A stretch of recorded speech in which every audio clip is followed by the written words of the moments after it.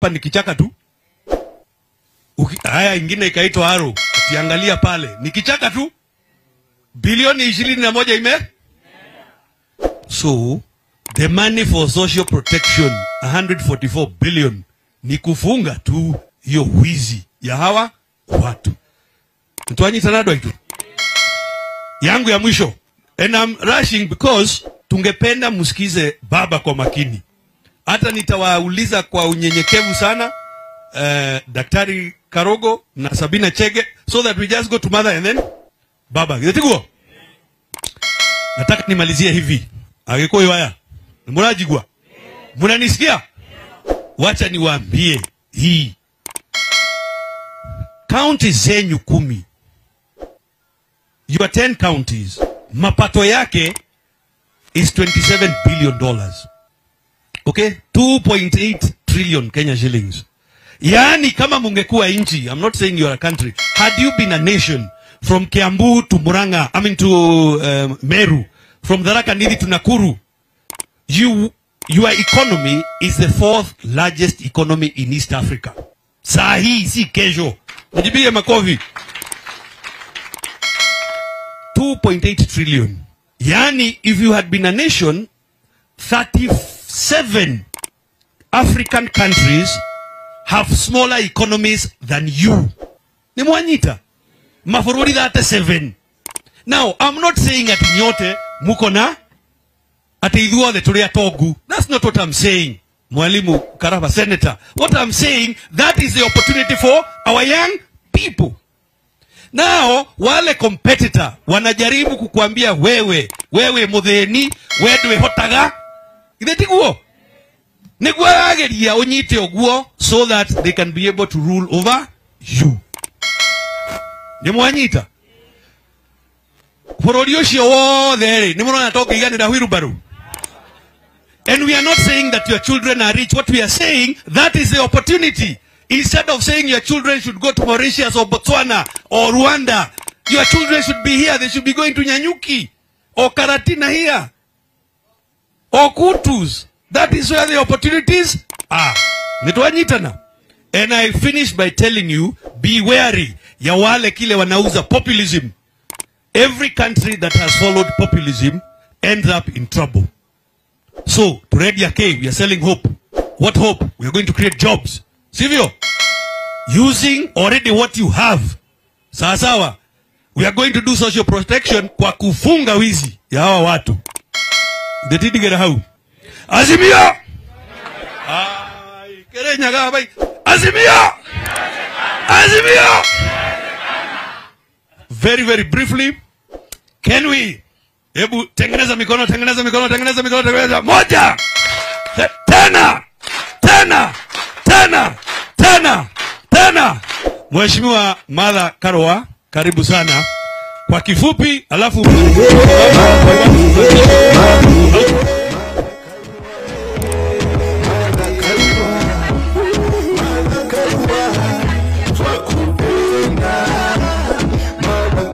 Kwa kifupi sana, ni lazima tuelezee kila mtu na tujieleze ni kwa nini tuko nyuma ya baba.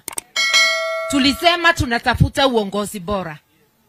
Hata tukipatiwa mipango ya aina gani, bila kulinda rasilimali ya Wakenya, bila kulinda haki za Wakenya, hatutakuwa na nchi ambayo tunatarajia. Na unaweza jua mtu na rekodi yake. Tukagemenya na muanirie na mukubirie. Kwa hivyo ukitaka kujua mtu unaangalia rekodi yake, historia yake. Baba maisha yake yote amepigania haki za Wakenya. Kwa hivyo tuko na uhakika akipata nafasi ataendelea na kulinda haki zetu. Hata kama amegombania urais akakosa, hajachoka, anaamuka na kuendelea na kazi. Na wewe ni muira wake. Wewe ni msaidi. Ya kwamba miaka yote umesikia akikutetea. Hiyo inamaanisha akipata kazi, sababu hajui kitu ingine, anajua kulinda haki za Mkenya. Ataendelea kulinda haki zako, atalinda mali yako na mipango yake. Hiyo ni kusema mipango yake atatimiza. Ukiangalia pande ingine, kama historia ya mtu, kila mahali unapitia inachomeka. Kila mahali unapitia inakuwa moto ya skando, ya pesa ya umma kupotea. Kwani mtu atakuja kubadilisha akipatiwa kiti? Ataenda na ile kiu vile amezoea. Na ni kusema ile yote unapatiwa ahadi ni ya bure kabisa. So the first thing ni kutafuta uongozi ambayo uko na nidhamu, leadership of integrity. And I know Baba delivers. As Minister for Roads, he delivered. Kama mtetezi wa haki, he has delivered. He is a person who is used to sacrificing for the sake of Kenyans. Au kusema Kibaki tosha sio sacrifice. Hata wakati tulipopata tabu 2007, kukubali kuongea kwa sababu ya Wakenya is a sacrifice. Ni kuonyesha unaweka Wakenya mbele. Kukubali kusalimiana na Rais Uhuru Kenyatta na kusahau ile alikuwa anaona ni machungu, ni kuweka Mkenya mbele. You want a person who is tried and tested, na ambaye ako na rekodi nzuri. Hakuna mwingine, ni Baba the Fifth. Baba the Fifth. Ukumbuke ya mwisho, ukipatia fisi kasi ya kuchunga buzi wako, usilie jioni ukikosa wawili. Mali ya umma ni mbuzi zetu. Ukipatia fisi, na fisi ni mwenye ufisadi, kuchunga mali yako, usilie ya kwamba huna matibabu, huna chakula, mtoto hana kazi, usilie tena. Tuko na nafasi ya kipekee ya kusimamisha Kenya vizuri tukichagua Baba the Fifth. Ukienda kwa wale wengine, sababu hii ni mazungumzo sio vita. Mimi nawauliza, na unajua nauliza hivyo hapa, hata hapa Kirinyaga. Mimi nitakupatia sababu 3 ni kwa nini nifuate baba. Na wewe unipatie sababu 3 kwa nini ufuate upande mwingine. Sijasikia sababu yeyote ya upande ule mwingine. Nikifua tu na kushout. Sisi ni watu wa heshima, na heshima si hatutaki matusi. Ukikalia kiti si utahitaji heshima? Kwa hivyo sisi tunataka mtu mwenye heshima, mtu mwenye roho ya utu, mtu mzalendo wa kupigania wa Kenya. Na nimalizie hapo, sijui kama unaniruhusu sasa nimuitie mzalendo, baba wa uzalendo.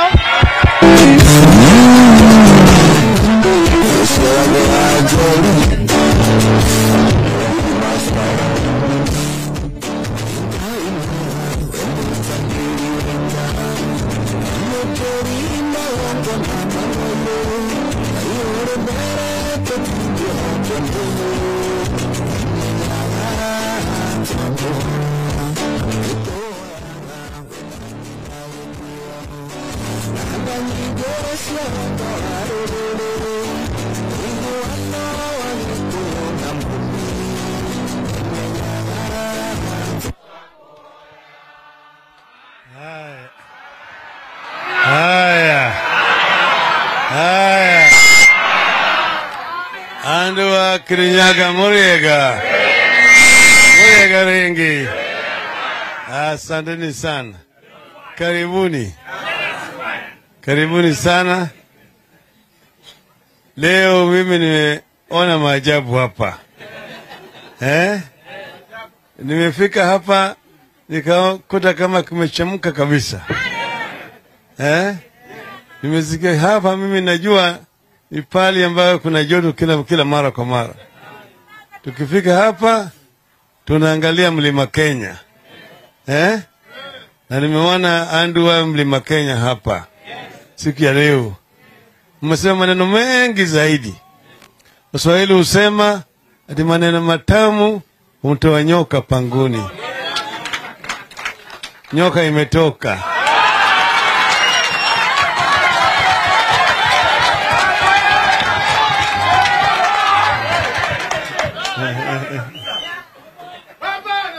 Kuna yale ambayo mmesema, na rafiki yangu wako wengi hapa. Unaona huyo karaba huyo. Tumetoka naye mbali sana. Sasa yeye na mama Aida walikuwa wanasoma pamoja, wanafanya pamoja. Mtupati. Tuko na seneta huyu ambaye sasa anataka kwenda juu. Huyo vile rafiki yangu sana. Sasa niko na huyu naita yeye KK. KK. Yeye kwanza alikuwa ni mwalimu kwa chuo kikuu na yeye amekuwa vile manager huko kwa parastatal nyingine, na yeye ni mtu ambaye anajua kazi. Najua kazi kabisa, ni mwadilifu, mwaminifu kwa kazi yake. Okay? Sasa mko hapa na dada yangu huyu.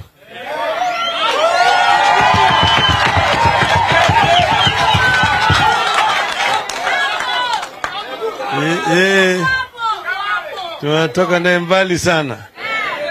Wakati ile ambayo tulikuwa na simba ambaye alikuwa na meno na makucha, ambaye kama ulivyosema ngwe ndani, ngwe ndani.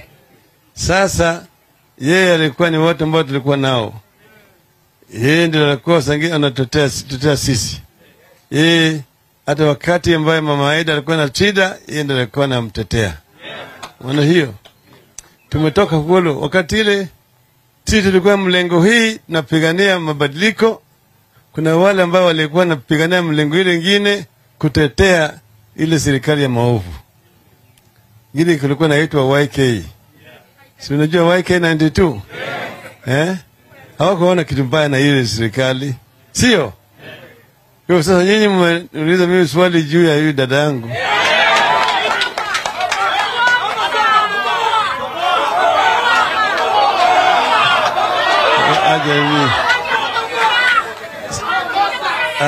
Mimi nataka kuambia nyinyi sitapata nyinyi jawabu, mtapata jawabu baadaye. Sawa sawa?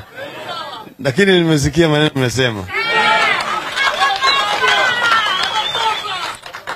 Sasa vile nyinyi mnajua tuko hapa kama kikundi kimoja.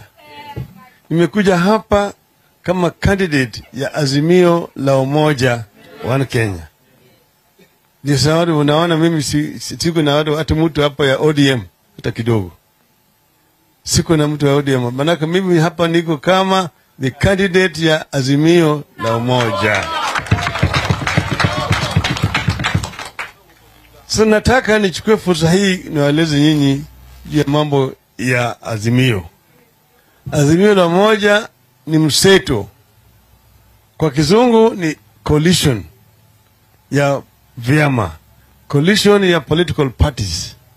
Ni chama lakini ni mama ya vyama vingine. Kwa wakati huu tuko na vyama 26 ambao ziko ndani ya Azimio la Umoja. So mambo ya mseto au coalition is an arrangement where political parties come together to form a government. And there are two types of coalitions. There is a pre-election coalition and there are post-election coalitions. The pre-election coalitions are formed in presidential systems of government. And post-election coalitions are formed in parliamentary systems of government. Now, why do you form a coalition before the elections in a presidential system?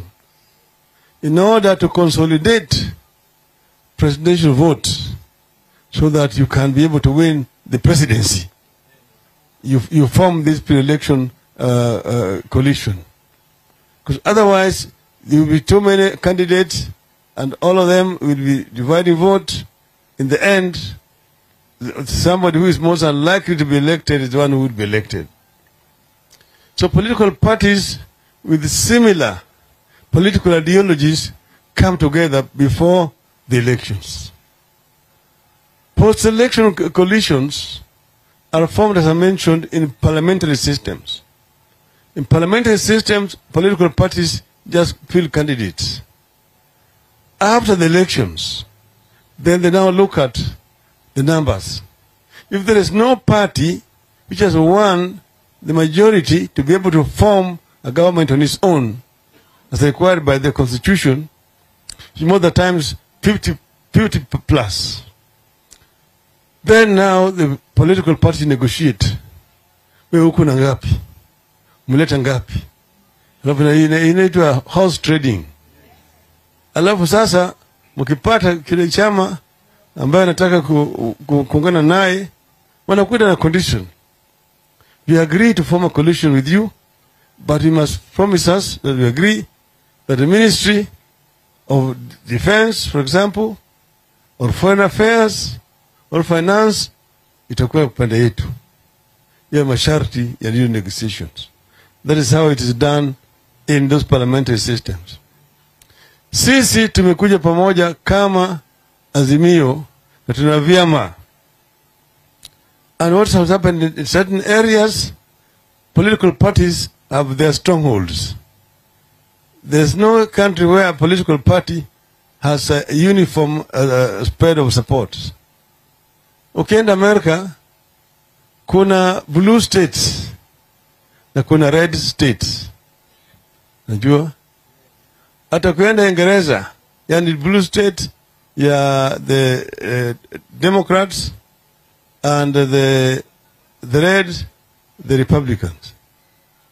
In Britain, iko na the same way.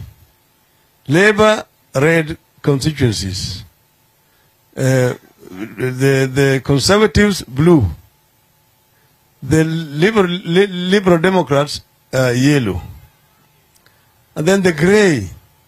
The grey are basically no man's land. In political parties, there's no political party with a majority in those grey areas. So, if, for example, if you are a member of a Labour Party and you are living in basically an area which is a Tory party, that is the Conservatives, ukitaka kusimama hapo na tweet ya Labour, wanakupatia free, hakuna kitu nalipa. Manake unajua it's very unlikely that you will win. Okay? Okay? Vice versa. So now, what is happening? You will find that the areas where you will not find many ODM candidates, by understanding.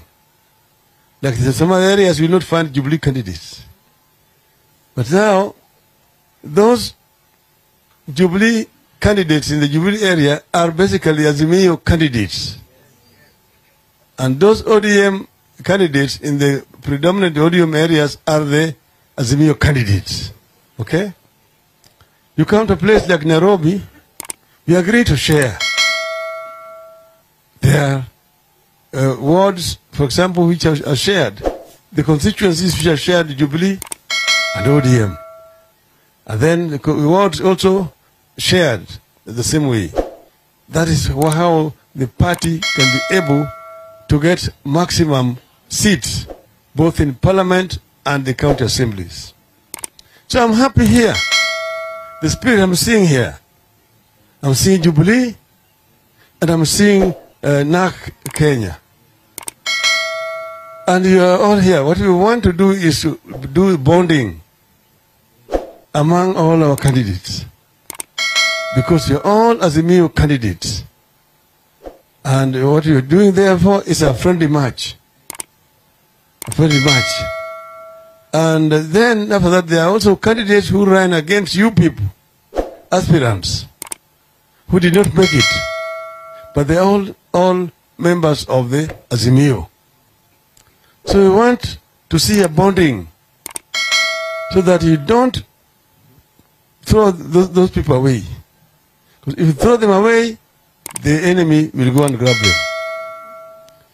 We want to say that you may not have made it as an MCA, you may not have made it as an MP, a senator, a women rep, a governor, but we are still part of us. The world will not end with those elections. Hiyo kikwisha, tutakuwa na serikali na wewe utapata kazi mahali ingine. Ndio vizuri. Na vile vile sasa ukifanya campaign, alafu tukiona kama uzito yuko namna hii, kuna mwingine yuko na uzito kushinda mwingine, tunakubaliana, tunaongea. Vile mlikuwa nasema, mwingine ana withdraw. Alafu tunaacha mwingine ili tusiende tukagawanye kura zetu, alafu wale wengine wakora waingie ndani. Wale ndio maadui wetu. Sio? Tunaelewana vizuri?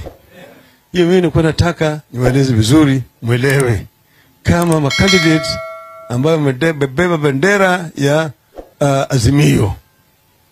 Sasa kule juu mimi niko huko juu.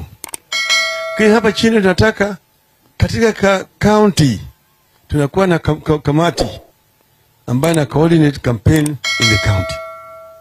Katika kila constituency tunakuwa na kamati ambayo na coordinate hapo.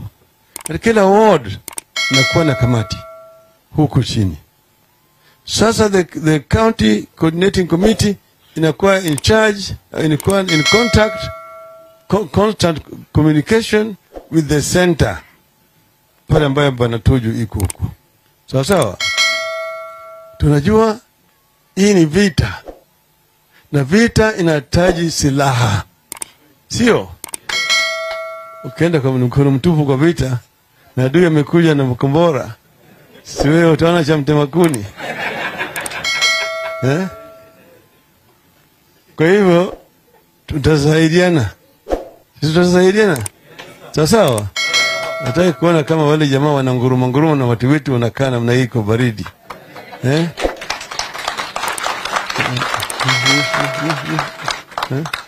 Hii ni vita ambayo mpaka sisi tushinde. Mpaka sisi tushinde. Maana yake unajua vile mmesikia kwa Mziritu na Tuju, wale watu wakiingia, mnajua pale Kenya itakuwa.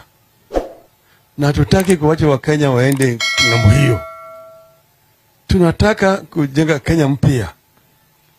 Ni sababu mimi naambia watu tunataka mpango ya kupigana na maadui watatu ya Wakenya: ugonjwa, ujinga na umaskini.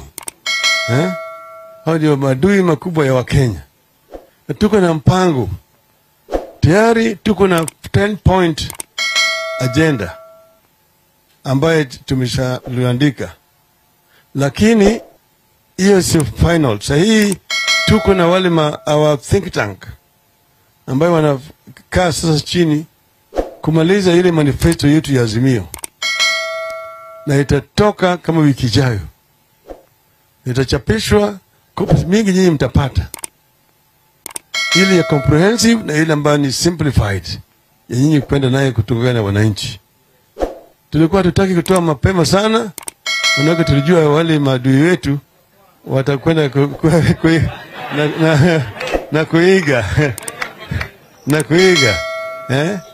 Tunaona sisi tuliongea juu ya mambo ya pesa mfukoni, sasa wao ndio wameenda kuongea wanagawa mambo ya pesa mfukoni na kadhalika. Lakini tuko na mpango kamili kwa upande ya kilimo, kwa upande ya viwanda, kwa upande ya elimu, kwa upande ya matibabu, kwa upande ya maji, kwa upande ya stima, kwa upande ya kilimo, kwa uchumi kwa jumla. Vile tunataka kuboresha uchumi yetu na kuinua watu wetu kutoka katika hali ya ufukara. Yote mtapata nyinyi. Alafu hiyo ndio mtakuwa silaha ambayo nyinyi mnatumia kwenda kuongea na wananchi. Sasa mimi nataka kuambia nyinyi tuko pamoja. Leo niliamua nikuje. Kwanza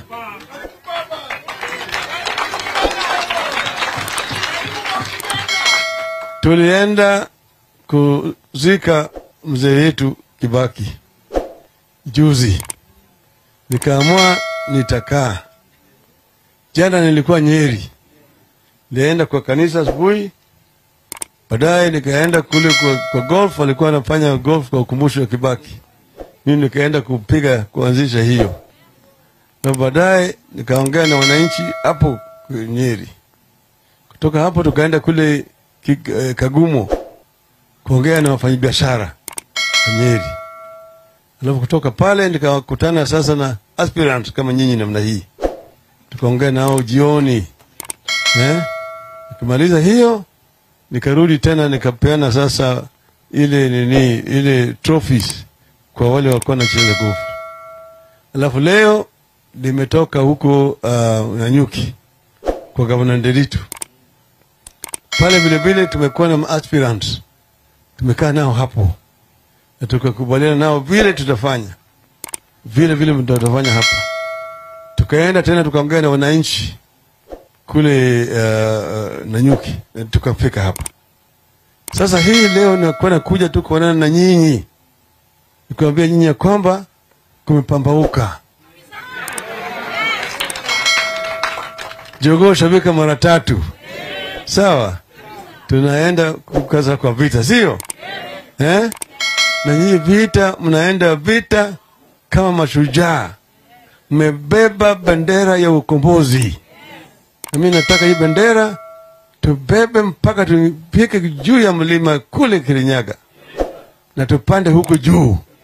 Tukumbuke na wale wetu mashujaa wetu wote ambao hawajafika huko. Sawa sawa?